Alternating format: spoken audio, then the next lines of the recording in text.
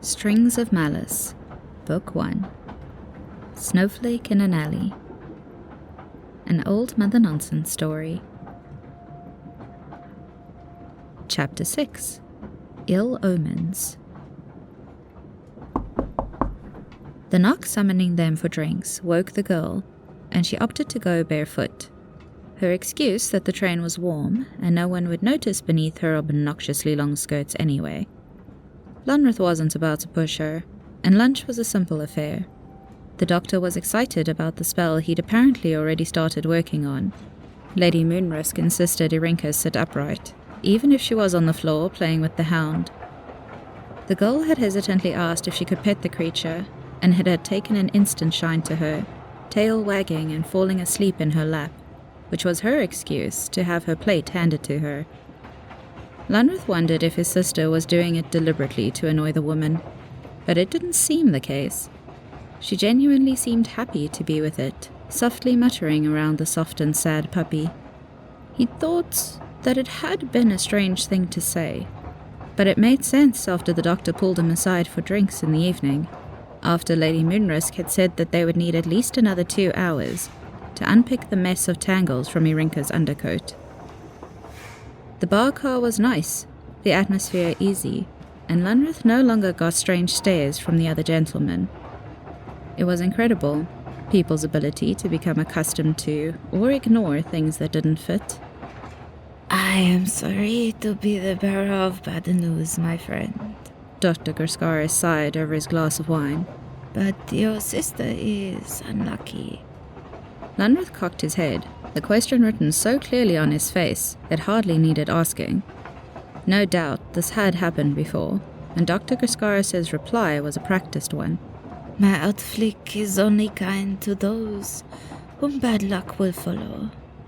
It is the nature of an ill omen.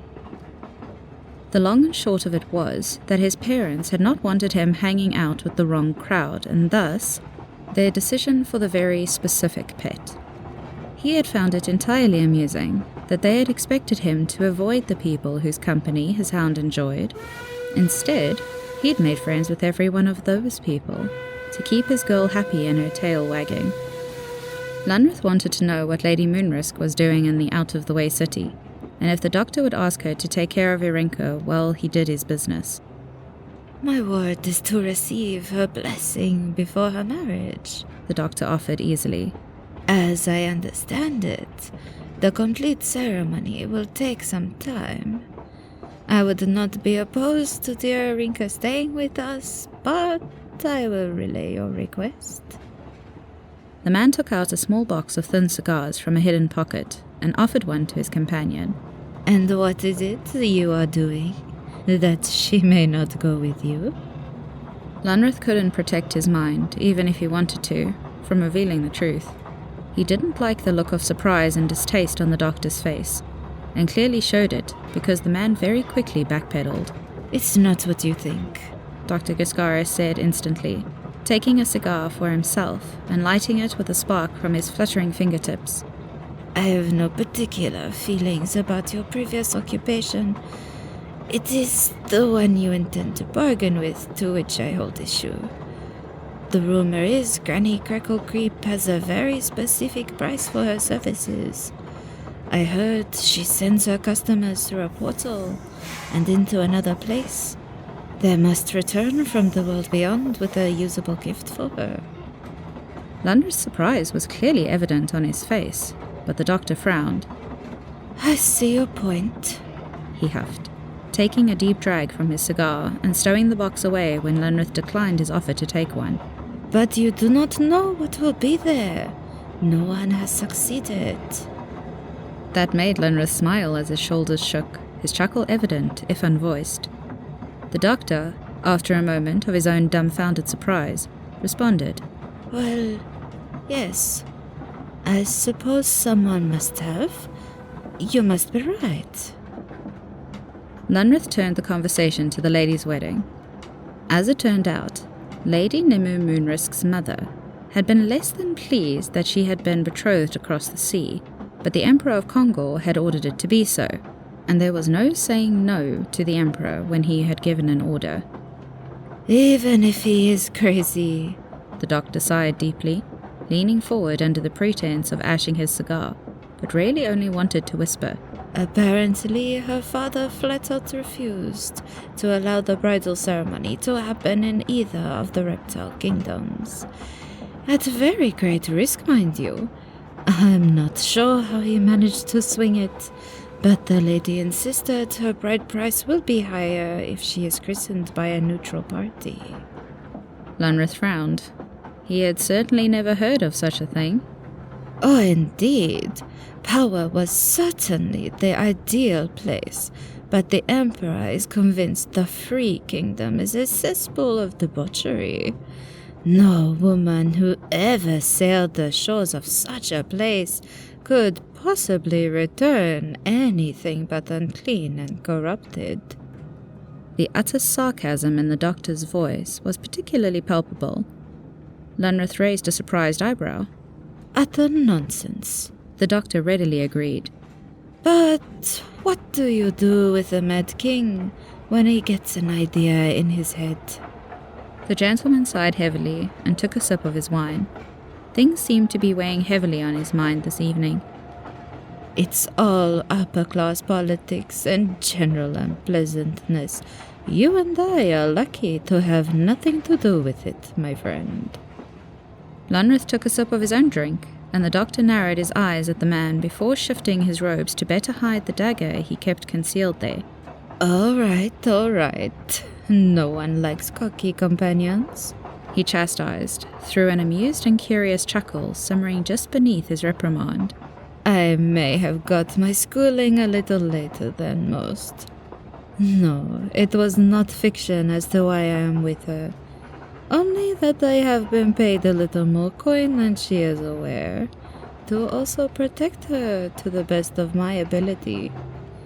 If she were to get lost somewhere, it would be completely understandable, seeing as my military days are half a lifetime ago now. Lunreth's eyes widened in surprise. He pointed at the doctor and created the same shape he'd made earlier that morning, before gesturing to his own mouth. Outfleek allowed his meaning to become clear. Oh, quite, the doctor laughed. I like to think of it as exotic. What you hear is mostly a combination of years of leisure in Romanar. I was discharged to recover in Jinra, studied in Vase, and set about to retire in Belwa. Only a letter from dear Papa requesting my services for his old commander-in-chief. Blood of the Covenant and all that. The man patted his lower belly. Not to mention, I had been meaning to visit this side of the world. The Ring of Mercy was hardly the best place to have my entire lower half replaced after a frozen caster ripped my ship apart. But it has worked so far. I hear the body trade in Milan is quite something, and the surgeon's top-notch for the right price. The silent companion rolled his eyes, but lifted his glass with a smirk. Oh, if I cannot brag about my travels to a new friend, who else? The doctor laughed and clinked their glasses together. There are only 2 places in Cedar I would not like to see. The Dead Kingdom holds no interest for me, and I have come near enough to the frozen wasteland of Cancela to know that I should have the most terrible time. No, I like people and parties and all the fine things that can be had and enjoyed. If I may travel year-round, so I might never experience another true winter in my life, I will be very well pleased. Lunreth smiled warmly and cradled his glass between his hands as he continued the conversation in his head, openly displaying his thoughts of his own imagined future after he'd done his deal with the Witch of Monkakus. Oh dear, no! The doctor balked, pulling back as though in disgust and defiantly rejecting the images. What is the point of wanting your voice back if all you want to do is live a quiet life? He leaned across the plush settee to determinedly clasp a hand onto Lunreth's knee. No, my friend. When I come to visit you in the future, we will rent an apartment in the nearest city with a nightlife, and we will paint the town until we can barely wake the following morning." Lunreth smiled and quietly conceded to the doctor's imagined plans. He guessed the stubbornness of Kongorians was something not even years from home could change. "Indeed not," the doctor grinned, raising his glass high above his head for a refill. "You will do much better to simply allow me my way." He laughed. "It is in the nature of us to be radically persistent and undeterred."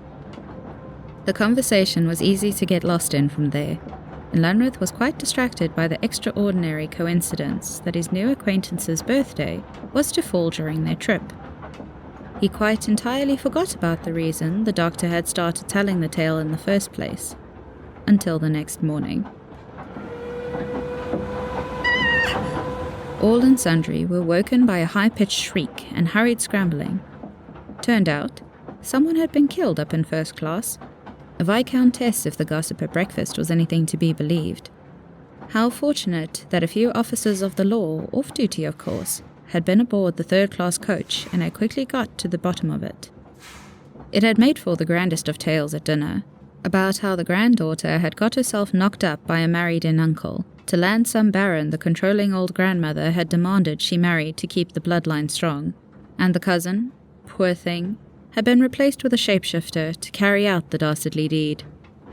Quite the tale, which Irinka and the doctor drank up with enthusiasm, while Lady Moonrisk rolled her eyes in distaste. Lunreth was only too pleased that the omen of bad luck Dr. Grosquares had forewarned him about had not touched his sister.